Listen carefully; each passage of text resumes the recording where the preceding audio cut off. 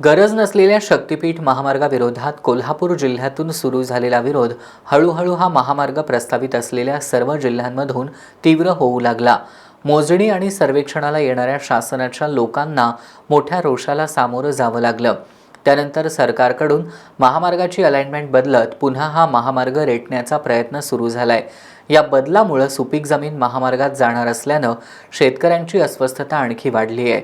आज या महामार्गाविरोधात आमदार सतेज पाटील, माजी खासदार राजू शेट्टी यांच्या नेतृत्वाखाली निघालेल्या महामोर्चात ही अस्वस्थता प्रकर्षाने दिसून आली।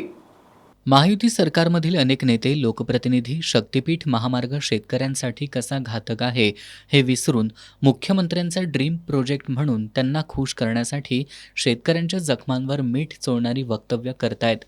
शेतकऱ्यांना शक्तिहीन करणाऱ्या या महामार्गाला होत असलेला विरोध राजकीय नाही, तो शेती आणि शेती आधारित अर्थकारण वाचवण्यासाठी आहे हे समजून न घेता महामार्गाला शेतकऱ्यांचा विरोध नाही, महामार्गाविरोधात आंदोलन करणारे विकासाला विरोध करतायत अशा प्रतिक्रिया देणाऱ्यांना आज शेतकऱ्यांनी खास कोल्हापुरी शैलीत सुनावताना महामार्गाविरोधातील आपला संताप व्यक्त केला। यामध्ये महिलांनी व्यक्त केलेल्या भावना जरी सरकारनं खास करून ज्यांचा हा ड्रीम प्रोजेक्ट आहे त्या मुख्यमंत्री देवेंद्र फडणवीसांनी गांभीर्यानं ऐकल्या तर ते हा महामार्ग रद्द करण्याचा निर्णय घेतील अशी अपेक्षा आहे। आम्हाला 15 गुंठ जमिनी आहेत, आमची छोटी घर आहेत, आमची ते गेले आम्ही राहायचं कुठे खायचं काय, पुढची उत्पत्ती आमची करायची काय। आता नातूंड आमची बारकी आहेत, आम्ही मरून गेलो ती कुठे जायचे, ती नोकरी लागणार आहे का, सरकार का आमच्या काही जन्माचा पोशिंदा आहे का, आम्ही राबतोय आम्ही खातोय, आमचं काय सरकार आम्हाला खायला देत नाही का, आम्हाला जमिनी देत नाही का, घर बांधून देत नाही, घराचा शेतफाळा शेताचा शेतफाळा सरकार घेतोय आणि आम्ही राबून खुरप्याने खुरपून खातोय उन्हात मरून, आणि त्यात आता मार्ग जायचं म्हणजे आम्ही जायचं कुठल्या मुलकाला जायचं, कुठे जायचं, कुठे राहायचं आणि काय खायचं। शक्तीपीठ बंद व्हावं म्हणून शक्तीपीठ मार्ग बंद करायचं, खायचं आम्ही काय। आता आमचं नातूंड लग्नाला आल्यात, त्याशनी जर नवरी आल्या तर बाबा माझं एवढा हाय, आताच्या पोरांची लग्न होत्यात काय नाही, ते जर पाहुणं पै आलं तर माझं बाबा एवढं रान हाय, ते 10-15 गुंठ आहे तरी सांगाय गावल, हे बी काढून नेलं, घरं बी आमची जात्यात, शेत बी जात्यात, आमची पोरं आता तशीच राहायला पाहिजेत। मग आम्ही करायचं काय, पैसे दिले तिने, हे आताची पोरं उडीच्यात पैसे, आम्हाला कोण सांभाळायचं। आम्ही म्हणतो तर हे भाड्या माझं शेत आहे, मला कोण बी करून घालील, ते शेत तरी कुठं 15 गुंठ आहेत, त्यात 4 जण आहेत, मग आमचा काय पर्याय। मग आता पोरं आताची ऐकतात, पैसे काय ह्यात उडवून टाकतील, काय त्या पैशांचा उपयोग। आमचा पूर्ण रस्ता झाला की आमचं पूर्ण गाव उद्ध्वस्त होणार आहे, त्यामुळे आम्ही शक्तीपीठ महामार्ग होऊ देणार नाही यासाठी आम्ही आलेलो आहे। आता एवढी सगळी जमीन आम्ही राबवतोय, कष्ट करतोय आणि ही रस्त्याला द्यायची म्हणजे आमची तळमळ, आमची भावना या सरकारला कळली पाहिजे, यातनं आमच्या कळल्या पाहिजे। आम्ही राहायचं कुठं, खायचं का, जायचं, हे पैसे देणार, पैसे देऊन काय करणार, तिने स्वतःची जमीन आम्हाला द्यावी, एकराला 5 एकर पैसे डबल 5 पटीने देणार आहेत की आम्हाला ही जमीन घेऊन द्यावी, आमची जशी घरं दार आहेत तशी बांधून दिली पाहिजे तिने आम्हाला, सरकारनं आम्हाला पैशाची गरज नाही। सरकार म्हणते देवधर्म आम्ही आता सुद्धा करतोय देवधर्म, आता सुद्धा आम्हाला देव मिळतात, असंच करू आम्ही देवधर्म, आम्हाला काय जलात 5 मिनिटात जायची गरज नाहीये, त्यामुळे आम्ही शिस्तात जाऊन दर्शन घेतो, आम्हाला काय एवढी रस्त्याची गरज नाही आहे, काही रस्त्याची गरज सरकारला आहे, आम्हाला गरज नाही आहे रस्त्याची, हा या रस्त्याने आम्ही जाऊ शकतोय, त्या सरकारचा फायदा असल्यामुळे सरकार हे करायलंय, शेतकऱ्यांनी मारून शेतकऱ्याच्या पोटावर पाय आणून हा रस्ता करायला, तर रस्ता सरकारला होऊ देणार नाही आम्ही, किती यासाठी आमचा जीव गेला तरी चाललं, तर आम्ही रस्ता होऊ देणार नाही।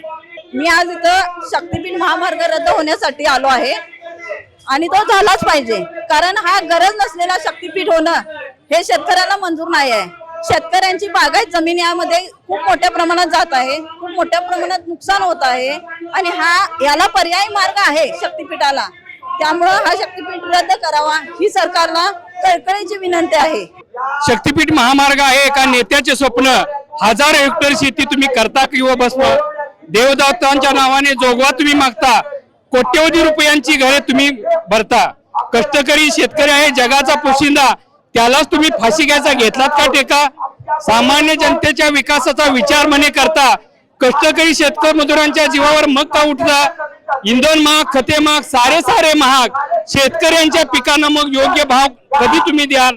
खूप काही सहन केले, आता गप्प नाही बसणार. एकीने जिद्दीने संघर्षाने शक्तीपीठ रद्द करणार. एकच जिद्द, शक्तीपीठ रद्द.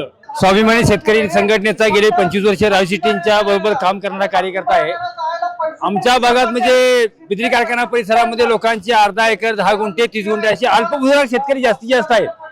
आणि या सगळ्या भागातून आमच्या तटवे गावातून जरी शक्तीपीठ जात नसला तरी पश्चिमेकडच्या बऱ्याचशा गावातून जातो. आणि त्या शक्तीपीठ महामार्गाला जो होणारा जो भराव आहे, त्या भरावा माध्यमातून भविष्यामध्ये येणारा जो पूर आहे, त्या पुरामध्ये अक्षरशः 8 ते 9 महिने संपूर्ण आमची जमीन पाण्याखाली जाणार आहे. आणि शेतकऱ्यांना अक्षरशः देशोधडीला लावणारा हा शक्तीपीठ महामार्ग आहे. तेव्हा शासनाने यावर त्वरित विचार करून कागल तालुक्यातून त्यांनी सुद्धा बंद केला आणि पश्चिमेकडे वळवला.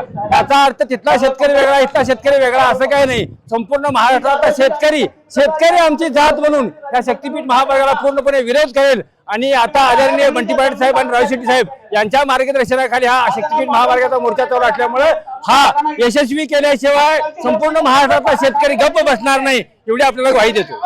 आमची शेती जाते, आम्हाला शेतीला नाही, आम्ही कशावर जगायचं, कशावर खायचं, शेती जावं, आम्ही भाजीपाला करून विकून खाता. रस्त्यावर आम्हाला जायचं, भाजीपाला ऐकायचा, त्याशिवाय खायला आम्हाला पर्याय नाही. हाय ते बी गेले, आम्ही कशावर खावा, काय खावा आणि काय जगा? आम्हाला शक्तीपीठ रद्द झालंच पाहिजे. आम्ही देणारच नाही शक्तीपीठाला. देवधर्म आम्ही माफ केलाय. आम्ही काय इथं मागं काय देवधर्म रस्ताच होतं? इथं मागं काय हाय याच्या आम्हाला देवधर्म चालतोय. आम्ही सगळं केलंय, रायगड केला, सगळं देवधर्म सगळं आम्ही केलेलं. त्याला आम्ही काय करायला राहिलं असं नाही. आणि आम्हाला हे नकोच पाहिजे, शक्तीपीठ रद्द झालंच पाहिजे. आम्हाला असलं काय, आमचं ढोरं आहेत, पोरं आहेत, अर्धा एकर शेत आहे, ते बी गेलं खावा, काय घर आहे गेलं, काय खावा आम्ही, काय खावा आम्ही सांगा? रद्द झालंच पाहिजे, शक्तीपीठ रद्द झालंच पाहिजे. त्याच्यासाठी रक्त आमचं पडलं तरी बी चालेल, त्याच्यासाठी मारले तरी आम्हाला जीव गेला तरी चालेल. खरं शक्तीपीठ रद्द झालंच पाहिजे. मी गेले 25-30 वर्षांनी संघटनेत काम करतोय, तर आज या शक्तीपीठाच्या विरोधात कृती समितीमध्ये जे काय आज मोर्चा काढलेला आहे, तेव्हा आज एकदम चांगल्या गोष्टीचं काम केलेलं आहे. आज कलेक्टर साहेबांना आपल्या जिल्ह्याच्या सर्व शेतकरी बांधवांनी आपली इच्छा व्यक्त केलेली आहे. आमच्या भागात शेती ही तुटपुंजी आहे. म्हणजे एका घरात 4 एकर असली तर 4 भाऊ असतात, एकर त्यांना 2-2 मुलं, मग अर्धा एकर 20 गुंठ्यापर्यंत शेती आलेली आहे. आणि ही शेतीवरनं जर आज शक्तीपीठ गेला तर ही शेतकरी भूमीहीन होतात. आधी शेतीमालाला दर कमी आहे, आधी शेतीमालाचं व्हॅल्युएशन नाही, आणि या सरकारनं दुसरी कोणतीही सोयी शेतकऱ्याबद्दलची केलेली नाही. आणि आज हा शक्ती मार्ग जर गेला तर आज शेतकऱ्यांचं वाटोळ होणार आहे. इतर सुविधा नसल्यामुळे आमच्या बायका पोरांनी उद्या काय खायचं? दूध दुभत्याच्या जनावरांची जमिनी गेल्या तर काय घालणारा? उद्या जर भूमीहीन झाला शेतकरी तर लोक काय करणार? आज जय जवान जय किसान, शेतकऱ्यांना आज देश जगू आहे, जो देशाचा पोशिंदा आहे त्याच्यावर आहे शक्तीपीठाचा नांगर फिरायला लागलाय. तर ह्यो शक्तीपीठाचा नांगर शेतकरी आमचं सगळं उलटून लावून या सरकारला धडा शिकवल्यावर राहणार नाही. होय, बंद व्हायबद्दल आम्ही आलोय. आमचं 5 रान जाते, चांगला आहे रान, वाटकडला आहे, आम्हाला काय अडचण नाही कशाची. हाय ते बी रान घेतले, गेल्यावर काय करणार आम्ही म्हणून आलो इथे. पाहतो रान बंद व्हावा रस्ता एवढा म्हणून आलो. माझी 1.5 एकर क्षेत्र याला शक्तीपीठला जाते. आमच्या पोरांची लग्न कशी करायची? आता आम्हाला पोरी कोण दिला झालेत, नोकरी नाही, शेती गेलं तर खायचं काय? आणि स्वतःचं स्वप्न साकार करण्यासाठी शेतकऱ्यांचं स्वप्न उद्ध्वस्त करणारे हे मुख्यमंत्री असे आम्हाला पहिले भेटलेले आहेत.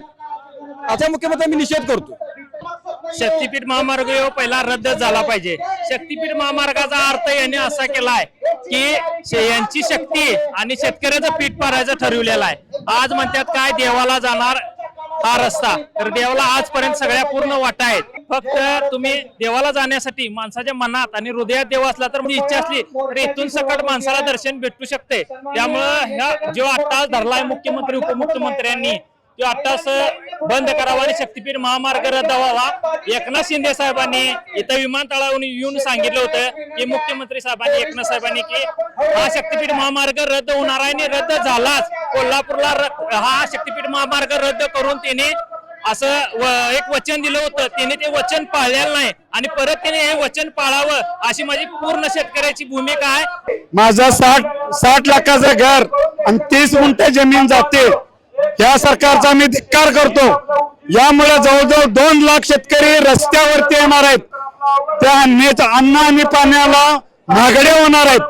यामुळे पूर्णपणे हा जिल्हा पाण्याखाली जाणार आहे 300 फुटाच्या भरावामुळे. तसेच शेतकरी पण पूर्णपणे उद्ध्वस्त होणार आहे. घर दार जमीन गोट कुक्कुटपालन नंतर इरिगेशन हे पूर्णपणे नादुरुस्त होणार आहेत. त्यामुळे शक्तीपीठ महामार्ग रद्द झालाच पाहिजे. आमदार क्षीरसागरचा जाहीर निषेध करतो. त्यांनी पेपरला जाहीर केलेला आहे की या मोर्चासाठी शेतकरी नाहीत, आम्ही सर्व शेतकरी रस्त्यावर आहोत. त्यांनी बघायला इथं दसरा चौकात यावे. या सगळ्या शेतकऱ्यांच्या भावनांचा विचार करून मुख्यमंत्री देवेंद्र फडणवीसांनी शक्तीपीठ महामार्ग रेटण्याचा प्रयत्न केला तर ते महाराष्ट्राच्या इतिहासातील सर्वात असंवेदनशील मुख्यमंत्री ठरतील यात शंका नाही.